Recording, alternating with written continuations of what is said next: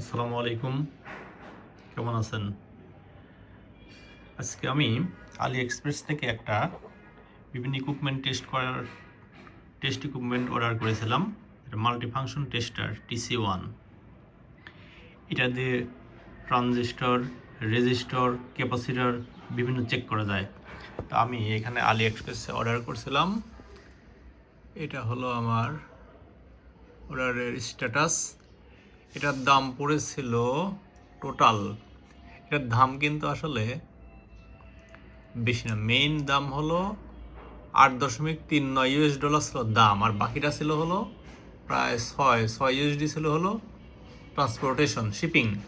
Totally $14.23 তার মানে বাংলাদেশে প্রায় হয়তো প্রতি ডলার 120 টাকা বা 130 টাকা করে ধরে যা হয়, সেক্ষেত্রে হয়তো 1800-1900 বা 2000 টাকার মতো প্রায় হয়ে যেতে পারে।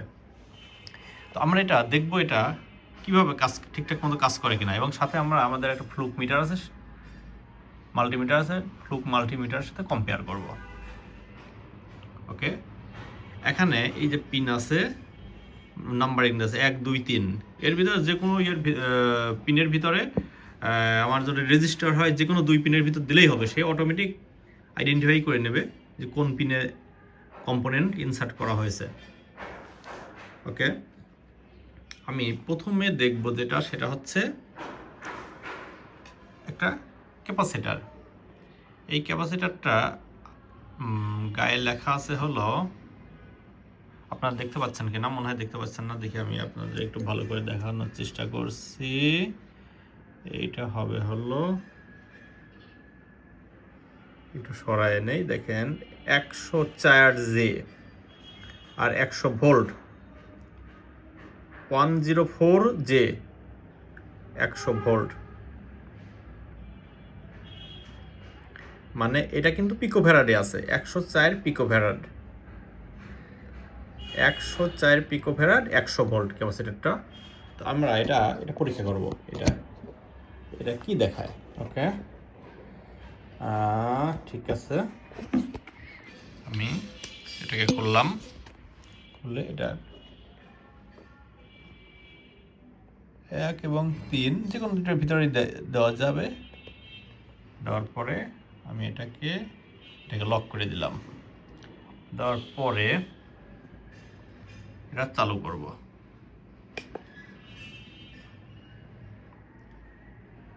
হ্যাঁ, রাইট, 111 ন্যানোফ্যারাড, 111 ন্যানোফ্যারাড। এটা দেওয়া আছে 1 এবং 3-এর ভিতরে। ওকে, এবার আমরা করব কি, 1 এবং 2-এর ভিতর দিয়ে চেক করব। ওকে, এইটা দেব 1 2 এবং 3, 2 এবং 3-এর ভিতর দিয়েছি। এটা আবার করব। হ্যাঁ, আবার টেস্ট করছে। হ্যাঁ, সে কিন্তু 2 এবং 3-এর ভিতর দেখাচ্ছে।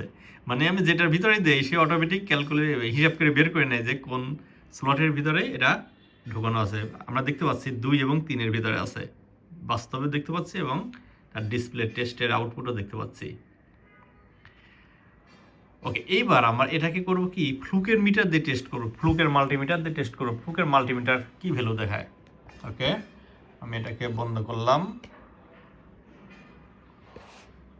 ফ্লুকের মাল্টিমিটারের এটা হলো 2টা প্রব, এই প্রব 2টা এখানে আছে, আর এইখানে আমি চেক করব হলো, হ্যাঁ, ক্যাপাসিটেন্সে দেওয়াই আছে। ওকে,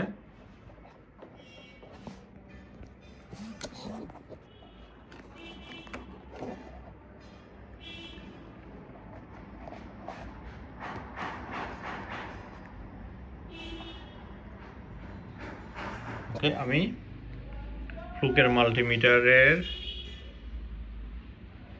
2 প্রান্তে দিয়েছি। এবার আমি টেস্ট করব ক্যাপাসিটেন্স।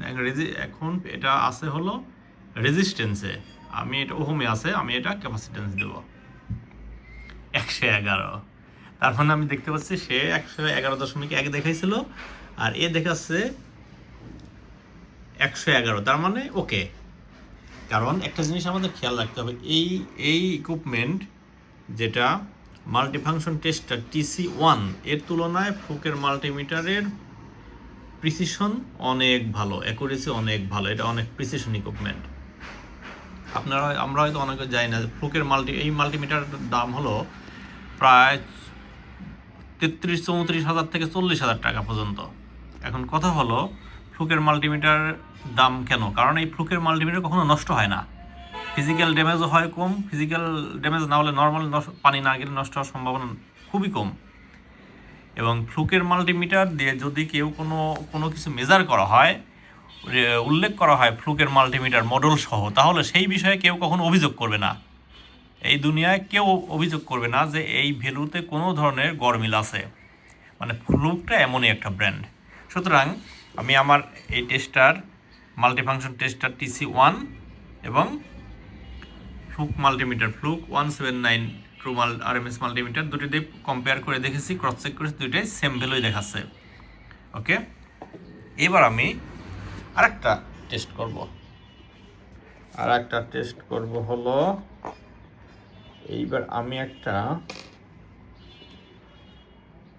রেজিস্ট্যান্স টেস্ট করব। রেজিস্ট্যান্স দেখি এই রেজিস্ট্যান্সের মান কত আছে। রেজিস্ট্যান্সের মান আমার হিসাব করার দরকার নাই, দুইটা মিটার কি দেখা আমি সেটাই দেখতে চাই।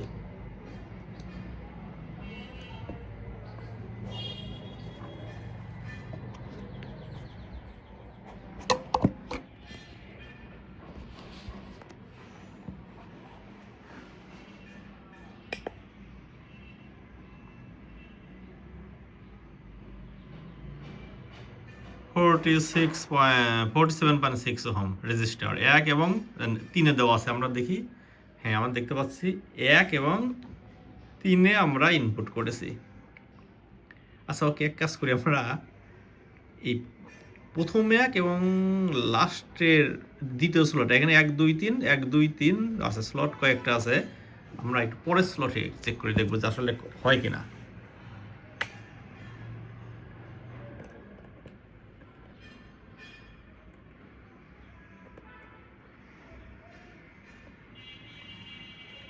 এটা একটু দিয়ে দেখব যে কোনো দিলে হয় নাকি 1 2 3-এর ভিতরে থাকা লাগবে।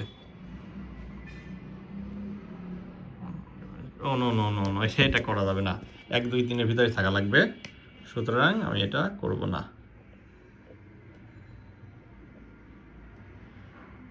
1 2 3-এর ভিতরেই, কারণ নর্মালি আমাদের সব ধরনের কম্পোনেন্টই 3 লেগের ভিতরেই থাকে।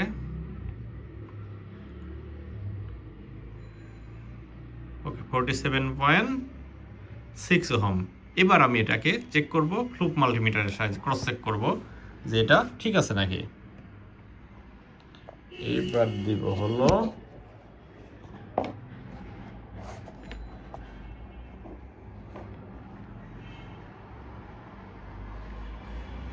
Fluke multimeter.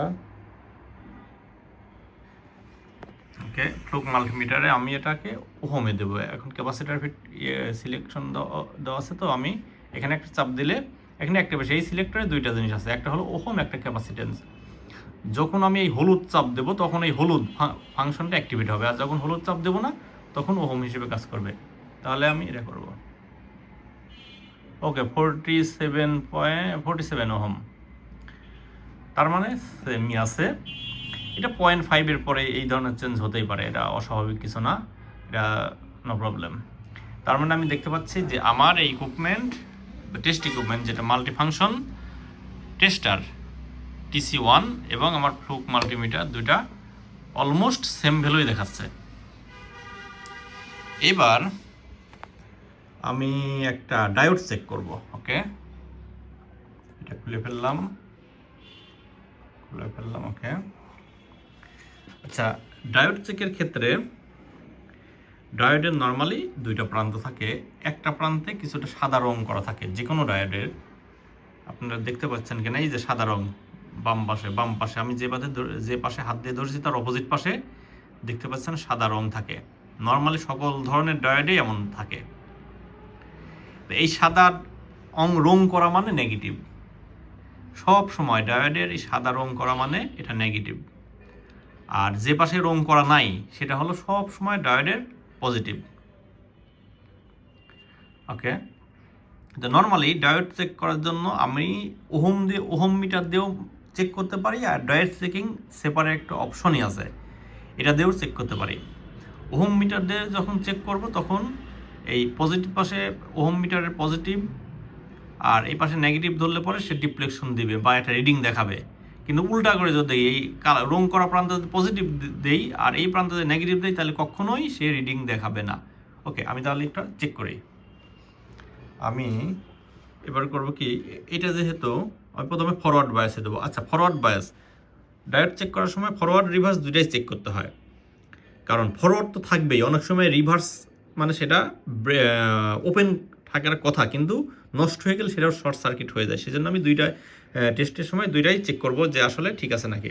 তাহলে আমি প্রথমে ফরওয়ার্ড চেক করব, এটা হলো নেগেটিভ, সাদা প্রান্ত রং করা, এটা নেগেটিভ আর এটা হলো পজিটিভ।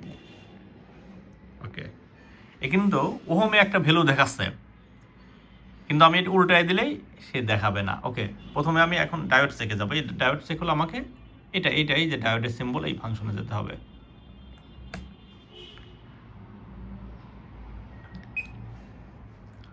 .503 এটা হলো ফরওয়ার্ড ভোল্টেজ। এই ডায়োডের ফরওয়ার্ড ব্রেকডাউন ভোল্টেজ 0.503 ভোল্ট অথবা 503 মিলি ভোল্ট। ওকে, এবার আমরা এটাকে রিভার্স করে দেখব যে কিছু দেখায় কিনা। ওকে, আমি উল্টা করে দিলাম।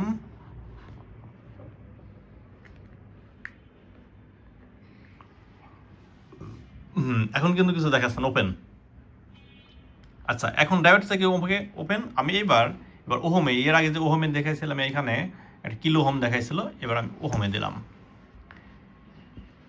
এখন দেখেন মেগা ওহম, আগে দেখাচ্ছিল কিছু কিলো ওহম আর এখন দেখাচ্ছে মেগা ওহম। ওপেন তো, মেগা ওহম মানে অলমোস্ট ওপেন। ওকে, এবার আমি মাল্টি ফাংশন টেস্টার কিনছি সেটাতে এটা ক্রস চেক করবো যে কি দেখায়। সেটা চেক করতে হলে আমি করব, ম্যানুফ্যাকচারার আমাকে দুইটা অ্যাডিশনাল প্রব দিয়েছে যার মাধ্যমে আমি এক্সটেনশন করতে পারি।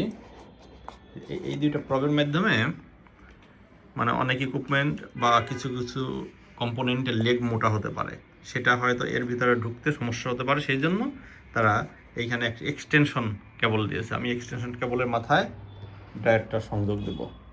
আচ্ছা, আমি আগেই বলেছিলাম এই যে এইটা হলো এই সাদা প্রান্তে, এটা হলো নেগেটিভ, তাহলে পজিটিভে। আচ্ছা, এখানে অবশ্য আমার এই মাল্টি ফাংশন টেস্টারে সে অটোমেটিক পোলারিটি ঠিক করে নেবে, নো প্রবলেম, যে কোনো এক পাশে দিলেই হবে।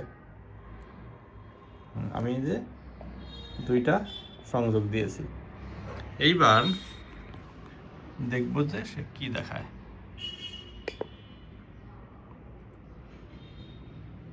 ইয়েস, এখানে এক নাম্বারে আছে এই যে সবুজ তারটা গেছে কোথায়, সবুজ তারটা নেগেটিভে সংযোগ হয়েছে, সবুজ তার নেগেটিভ আর সবুজ তার এক নাম্বারে। তো এখানে আমার ডিসপ্লেতে এক নাম্বারে নেগেটিভ দেখাচ্ছে আর 3 নম্বরে সে পজিটিভ দেখাচ্ছে, তার মানে এটা ওকে।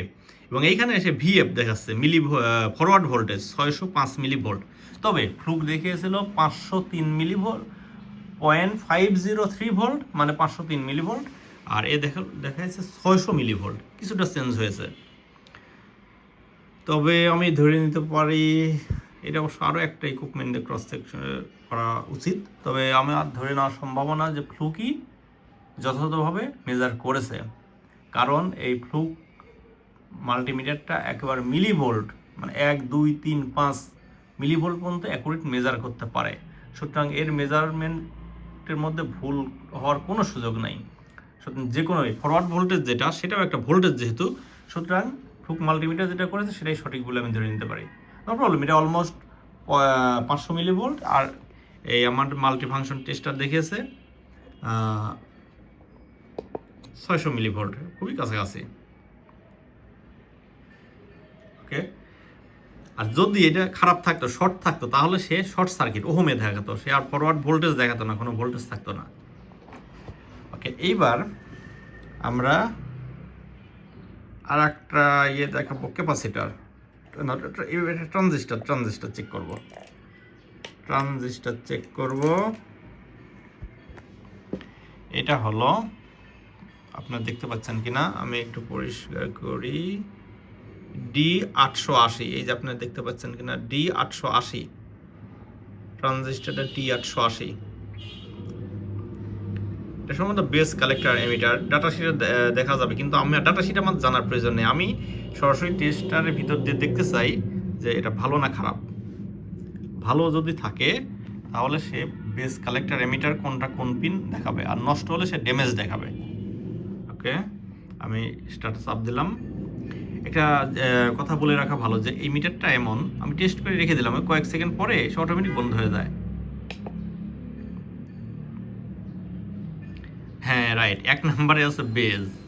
1 নাম্বার প্রথম পিনটা বেজ, 2 নাম্বারটা হলো কালেক্টর, আর এই 3 নাম্বার পিন আমি যেভাবে ধরেছি, ডান পাশেটা 3 নাম্বার, বামেরটা 1 নাম্বার, এটা হলো এমিটার।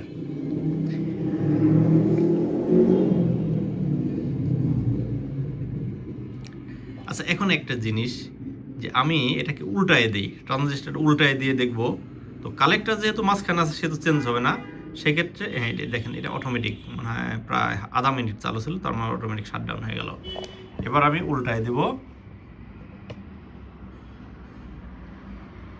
উল্টালাম, উল্টায় দিলাম। ওকে, আগে 1 নাম্বার ছিল বেজ, 3 নম্বরে কালেক্টর।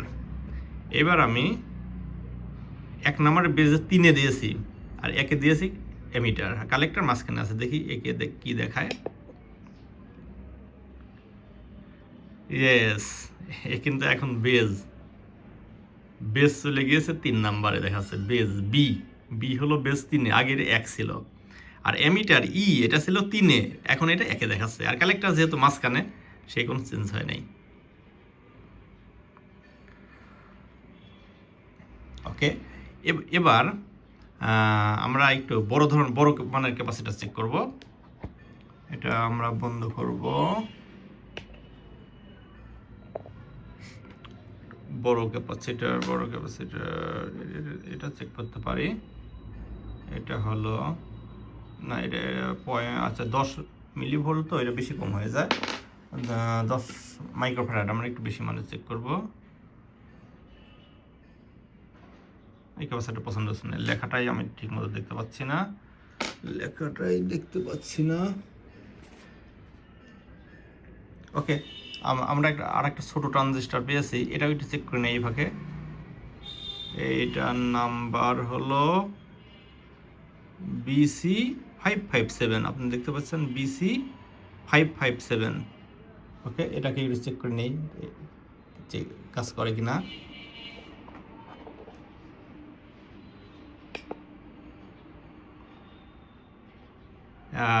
ইয়েস, 2 নম্বর বেজ, মানে মাঝখানে একটা বেজ, আর 3 নাম্বারটা আছে হলো কালেক্টর, 3 নাম্বার কালেক্টর, 1 নাম্বার হলো এমিটার, মানে এমিটার বেস কালেক্টর। ওকে, তাহলে এখানে একটা জিনিস, 2 নম্বরে বেসটা আছে মিডলে, তাই যদি হয় তাহলে আমি এটা যদি উল্টায় দেই তাহলে 2 নম্বর থাকবে, শুধু কালেক্টর এমিটার চেঞ্জ হয়ে যাবে। উল্টায় দিয়েছি, ইয়েস, বেস 2 নম্বর আগেও ছিল, এখনও 2 নম্বরই আছে, কিন্তু এমিটার আর কালেক্টর স্থান পরিবর্তন করছে। আগের বার এমিটার ছিল 1 নম্বরে আর কালেক্টর ছিল 3 নম্বরে, এখন উল্টা হয়ে গেছে, এমিটার এখন 3 নম্বরে, কালেক্টর 1 নম্বরে।